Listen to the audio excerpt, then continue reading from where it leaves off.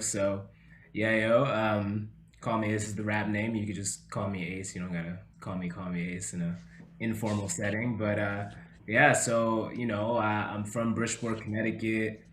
Family's from Jamaica. I was the first one born here.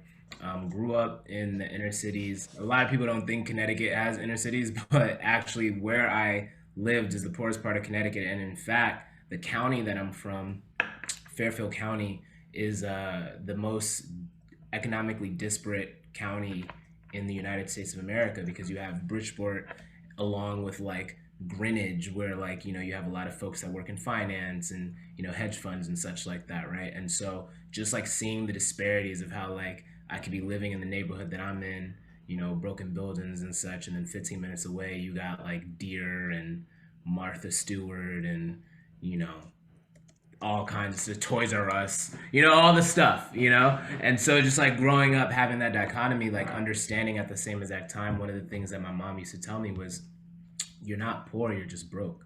The things that we didn't have in resources, we were able to leverage other resources, right? And so creativity was one of those things from an early age that my mom encouraged me to just explore and express myself. And so drawing was actually the first thing that I did that went into writing words to match the drawings that I was doing, right? And then that turned into poetry. But then there was also acting because I was a hyper active, rambunctious kid growing up. And so it was like, oh, just throw him on a stage so he could like run around, right? And so I'm doing all these different things. And then in middle school, it wasn't cool to do poetry. And so threw music underneath that. And that's kind of how rapping started. And so, just in my like K through 12 years, I've always been like this artistic person. And going into college, it was like, all right, Joe, like I'm gonna do this as a professional, had no real sense of direction, didn't know what to do. All I thought was like I could go to school.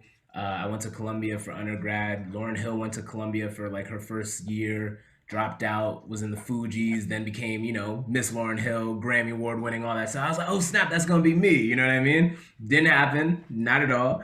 I did start the hip hop group. I co-founded the hip hop group there at Columbia, which still exists to this day, which is really cool. And we got to open up for Snoop Dogg in front of like 26,000 people before I graduated. But simultaneously, I didn't want to rap anymore because I didn't like what I was rapping about, So I spent 4 years after college, broke, no job, sleeping on floors, all the fun stuff. But eventually, yeah, encouragement for anyone that's graduating. You will survive.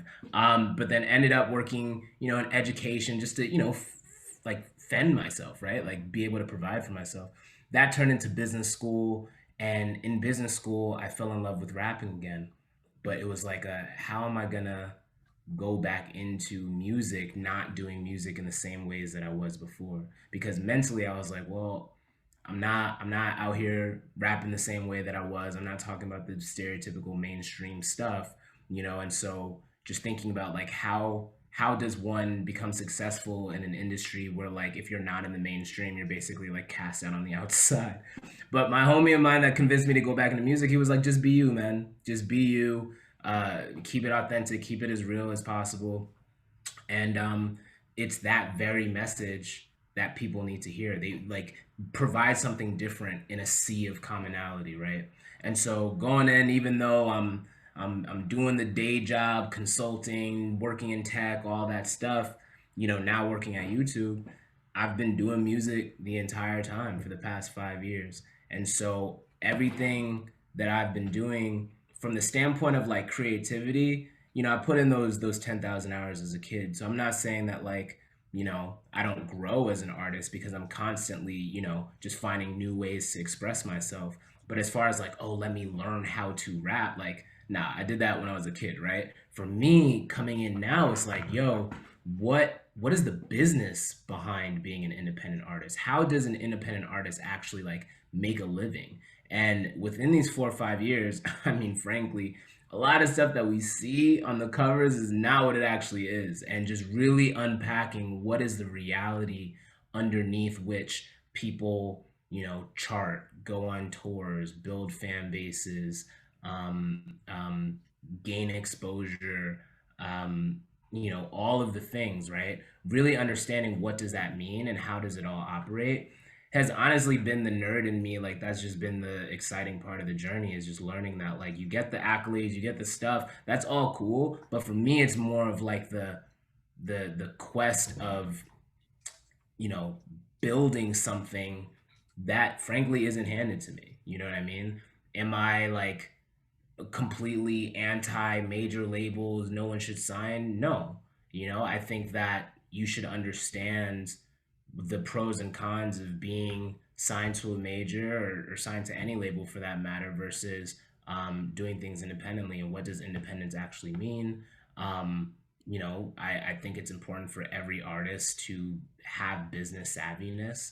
I'm grateful that, you know, I literally work in like top corporations, because that's sharpened my personal chops in being able to do business for myself, you know.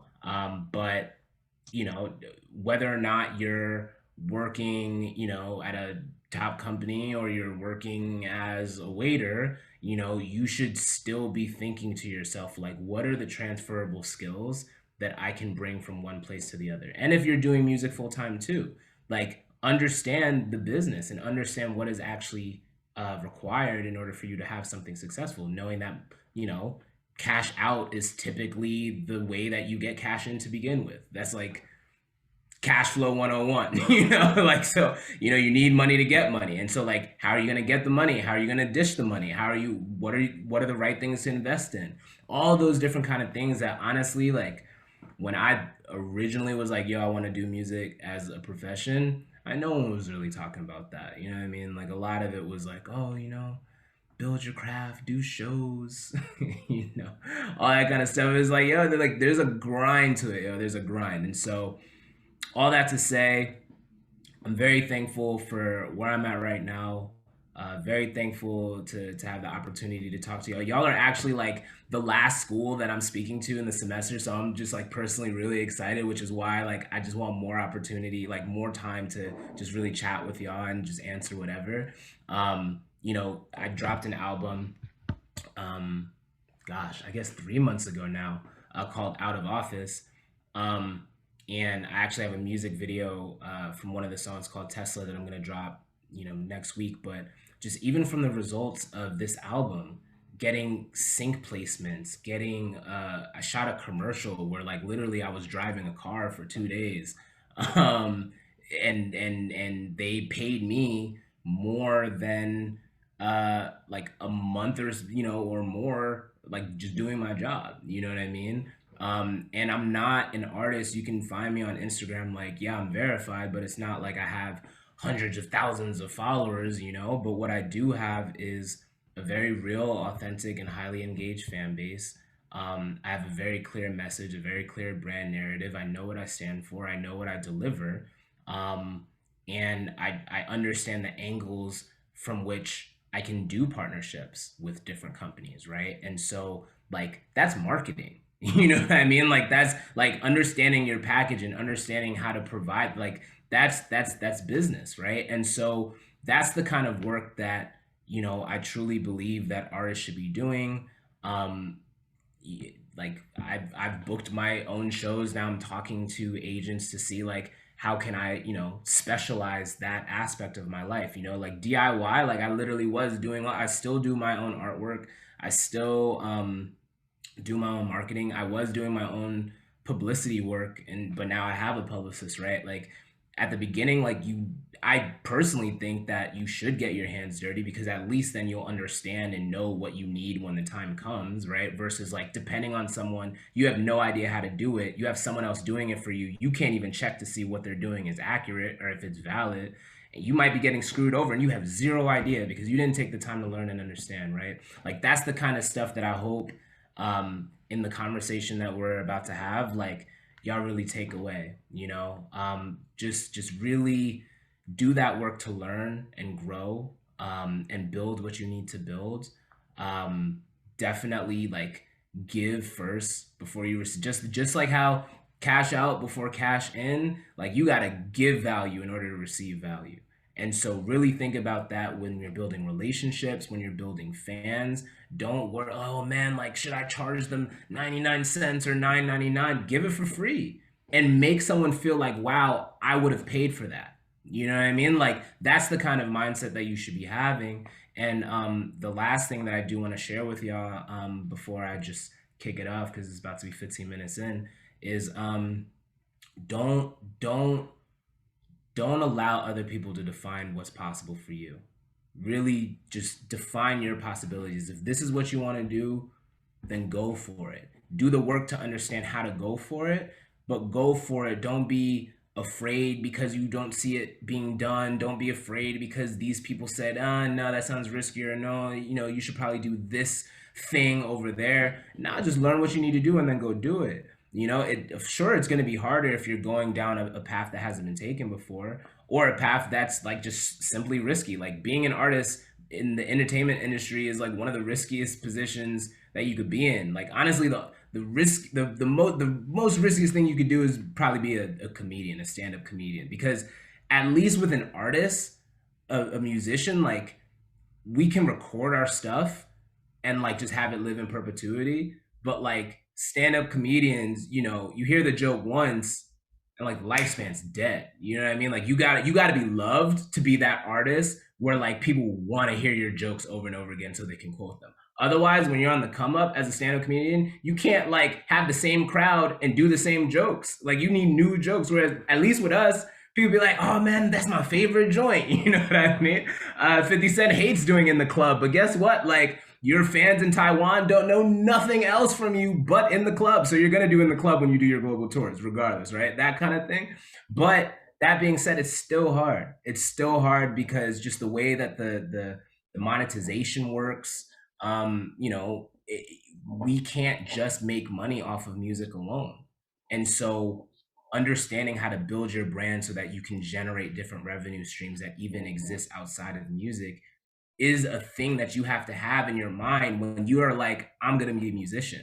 It can't just be musicianship. It has to be like other things, but you got to start somewhere, but go for it.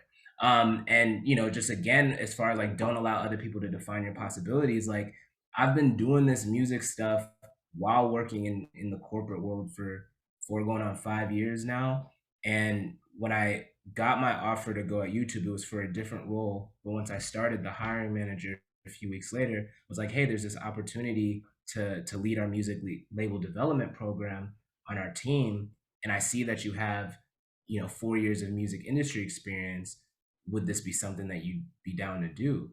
Now, music industry experience, it's not like I worked at a Spotify or a Sony Music or whatever, a traditional like show it on my resume, I worked for this company, therefore I have experience. This was just me doing it because this is what I wanted to do. Now I have it on my resume because I treat it like a business. And like I was saying before, right? Like you should treat your like an artist as a business. You should understand, you know what I mean? And if you don't want to, for whatever reason, want to understand your own business, then hire somebody that will. But that's also a way to get screwed over. I will overemphasize that, right? But like I built that myself. And now the possibilities around me are being transformed because it was something that I wanted to do in the first place. Whereas 4 years ago, they were like, no, don't do that. You're a consultant. Why would you want to do music? Right?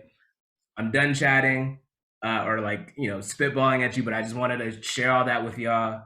And it just as like immediate takeaways if you get nothing else from the remainder of this evening. But yeah, open to whatever.